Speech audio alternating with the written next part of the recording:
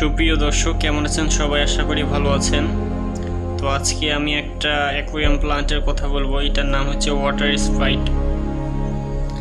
এটার মূল বিশেষত্ব হলো এটা পানির নিচে হয় এবং বাইরেও হয়।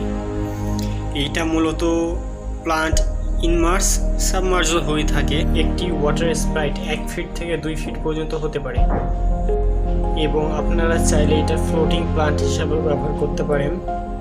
সেটার ছবি আমি এখানে দেখিয়ে দিচ্ছি, আপনারা দেখতে পারেন। ওয়াটার স্প্রাইটের ডালপালা 1/2 ইঞ্চি থেকে 1 ইঞ্চি মোটাও হতে পারে। আপনারা চাইলে ইউটিউবেও সার্চ দিয়ে দেখতে পারেন এই প্লান্টের রিভিউটা বেশ অনেক ভালোই। কারো যদি ওয়াটার স্প্রাইট প্লান্ট লাগে তো আমি দিতে পারবো কুরিয়ারের মাধ্যমে। আপনাদের যদি আমার এই ভিডিওটি ভালো লেগে থাকে তো লাইক, কমেন্ট, শেয়ার করবেন। আশা করি আমি এমন আরও ভিডিও আগামীতে দিতে পারবো।